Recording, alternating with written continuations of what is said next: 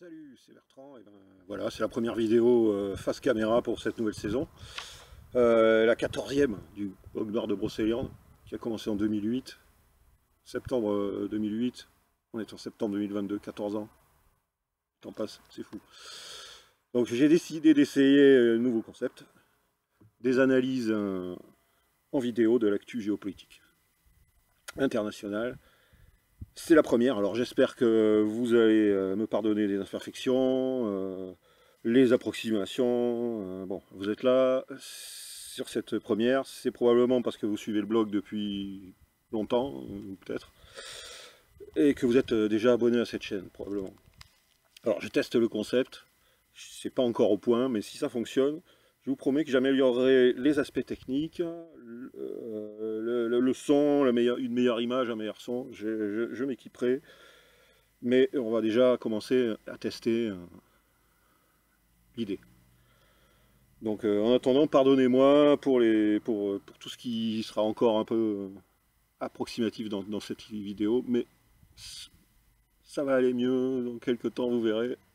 On trouvera notre rythme et les choses vont s'améliorer. Alors commençons par ce qui s'est passé en Ouzbékistan. Alors, je regarde, parce que j'ai quand même mes notes, hein, parce que sinon, bon, c'est quand même, pour commencer, pour débuter, mais j'ai quand même un petit peu besoin d'avoir pris quelques notes sur un peu ce que j'ai retenu de l'actualité. Donc en Ouzbékistan, nous allons avoir la grande réunion des non-alignés, on va dire le Fair World Order, comme dit mon ami Alex, en Grèce. Par opposition au nouvel ordre mondial, évidemment, vous comprenez, au New World Order, hein.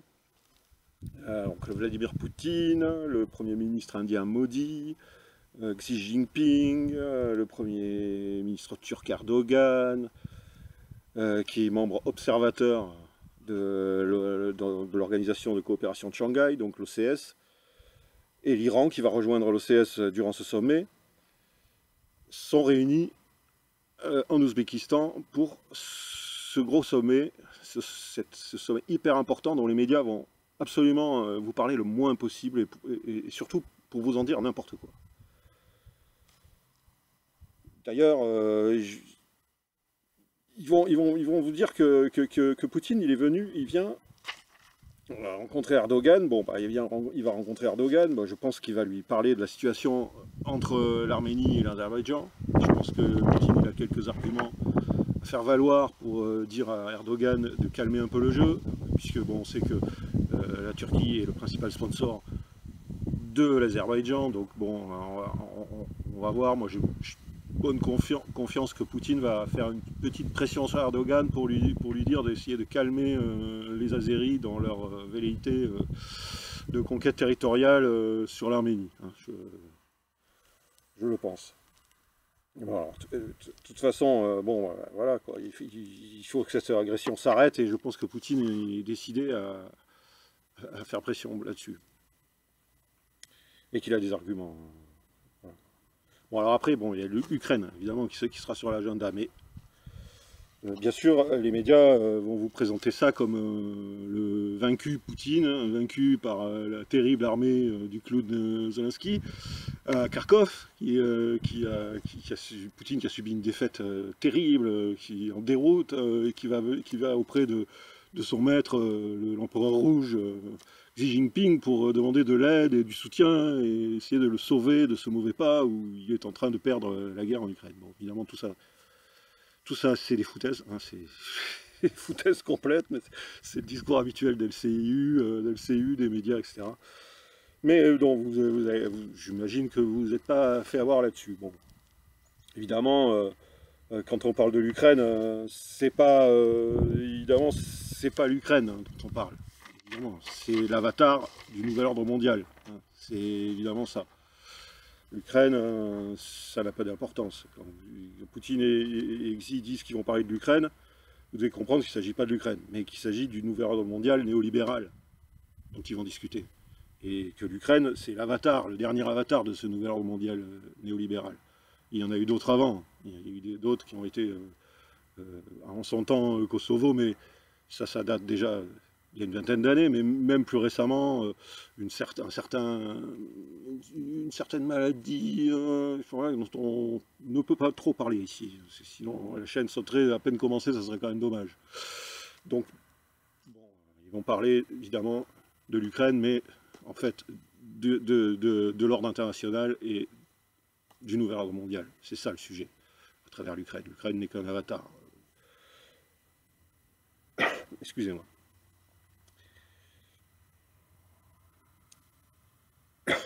Quand les Occidentaux parlent de soutenir l'Ukraine, ils veulent dire le mondialisme. Soutenir le mondialisme en tant qu'idéologie. Ils ne parlent pas de l'Ukraine en tant que nation. Ils n'ont vraiment pas grand-chose à faire, en fait. Pour ne pas dire rien. Et j'essaie de rester poli dans mes propos. Évidemment. Ils parlent du mondialisme, de l'idéologie mondialiste. Et du nouvel ordre mondial. Quand les Occidentaux, quand Ursula von der Leyen se déguise en jaune et bleu pour faire un discours sur l'état de l'Union au sujet de l'Ukraine, évidemment, qu'elle parle de soutenir l'Ukraine jusqu'au bout, jusqu'à la fin, jusqu'à la victoire, évidemment, c'est pas la victoire de l'Ukraine, ça lui importe peu, c'est la victoire du nouvel ordre mondial. Il faut bien que ce soit clair et que vous l'ayez bien intégré. Parce que ici, on n'a personne, moi le premier, personne n'a rien contre le peuple ukrainien, contre l'Ukraine en tant que pouvoir, en tant qu'entité de Kiev, du pouvoir de Zelensky. Vous voyez, c'est l'avatar du nouvel ordre mondial, c'est l'avatar du néolibéralisme généralisé. C'est tout, c'est rien d'autre. Alors bien sûr, ils vont pas, Poutine exige, ils vont pas parler de ce que disent les médias, mais bien sûr, ils vont parler de la dédollarisation de l'économie, ils vont parler de la guerre économique, des sanctions. C'est ça le problème, c'est ça vraiment le cœur du problème, c'est pas ce qui se passe sur le terrain en Ukraine, c'est assez secondaire, qui est d'une importance tout à fait relative.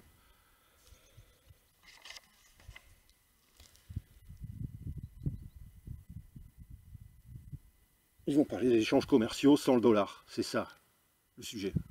C'est bien ça. Et ça, ils vont en parler entre eux, aussi Chine, mais aussi avec l'Inde, avec l'Iran, avec évidemment la Turquie d'Erdogan. Et là, ça nous fait quand même, ça représente quand même une certaine partie de l'humanité, une proportion de la population de la planète qui est quand même assez importante. Vous le reconnaîtrez. Vous serez d'accord avec moi. C'est ça le grand sujet. C'est pas Poutine qui est à genoux, qui appelle à l'aide pour gagner face au pantin joueur de piano à queue. Non, Poutine, il n'est pas du tout. La réalité, c'est que Poutine, il est très calme. Que Poutine, son objectif n'a pas changé, c'est la démilitarisation, la dénazification et sécuriser la frontière russe. De possibles installations de bases militaires de l'OTAN avec des missiles à sa frontière. C'est ça son objectif, c'est pas de prendre du terrain, c'est pas de conquérir du territoire en Ukraine, comme vous le disent les médias du système occidental. Ça n'a rien à voir, ça n'est pas du tout ça, évidemment. Et puis, bon, bien sûr, il y a aussi, évidemment, la libération du Donbass. Ce qui est fait pour Lougansk, c'est déjà fait pour la République de Lougansk, qui est déjà entièrement libérée, et qui en passe d'être achevé pour Donetsk.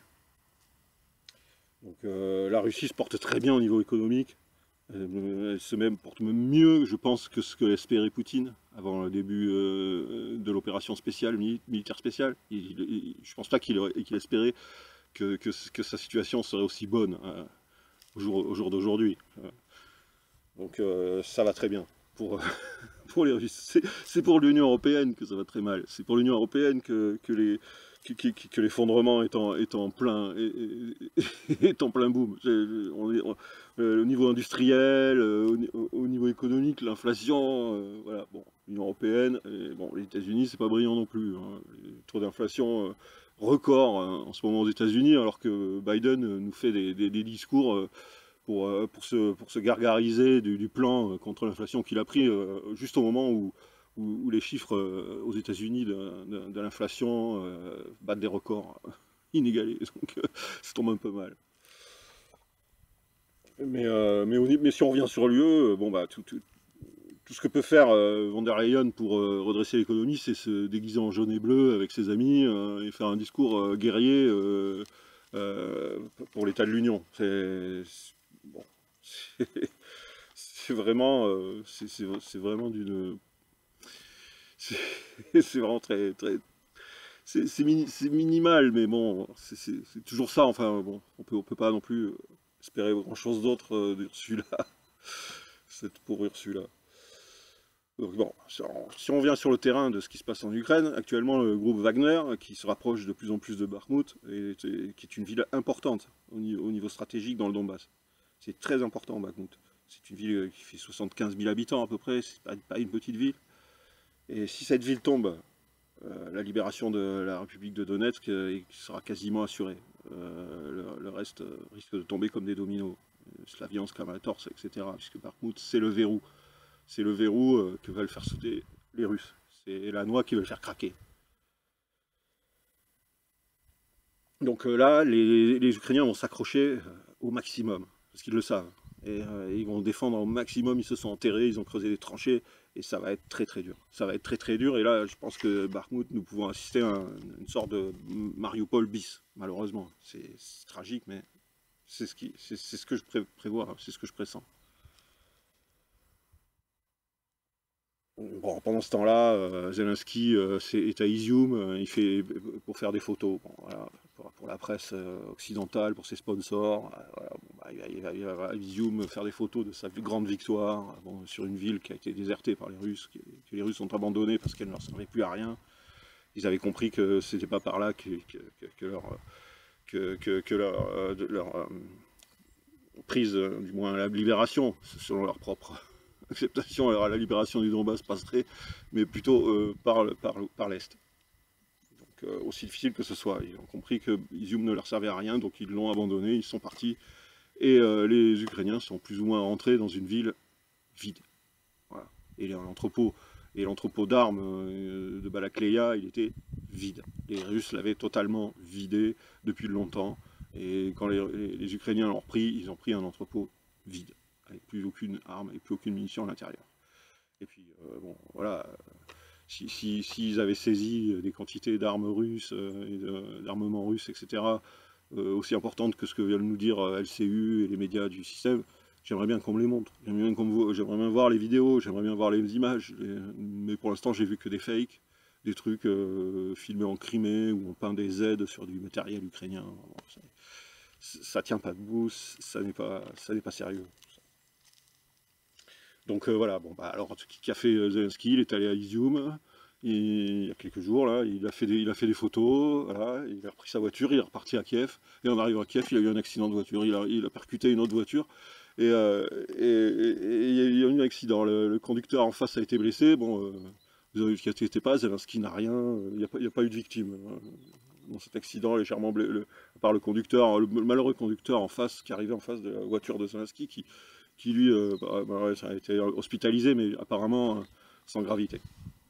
Donc voilà, Zelensky est allé faire des jolies photos à Izium, il est revenu à Kiev et il a eu un accident de voiture. Voilà ce qu'il a fait, voilà ce qu'a fait notre cher Zelensky. Bon, ben voilà, bon, déjà on est pas mal, on a fait, bon, il y a aussi évidemment, oui, j'allais oublier, bon, on va en parler aussi, mais il y a eu une frappe russe sur le barrage de Kryvyi Rog, qui est la ville natale de Zelensky au passage, mais bon, ça c'est accessoire. Et donc pourquoi les Russes ont détruit ce barrage? Bah, évidemment c'est pour noyer la région, puisqu'en fait les Ukrainiens se trouvaient derrière la rivière Ingoulette qui donc passe par ce barrage, et derrière cette rivière ils construisaient des pontons pour essayer de porter une offensive du côté sud de la rivière Ingoulets, où sont les Russes. Et les Russes, bon, bah, voyant cela, ils ont choisi de détruire le barrage pour inonder la région et rendre tous les pontons ont été coulés. Et donc là, l'offensive ukrainienne, elle est quand même problématique. Bon, voilà, c'est une façon comme une autre. Il n'y a pas eu de victimes. Hein. Ils ont noyé que des territoires. Les gens qui pouvaient vivre dans les territoires inondés ont été évacués.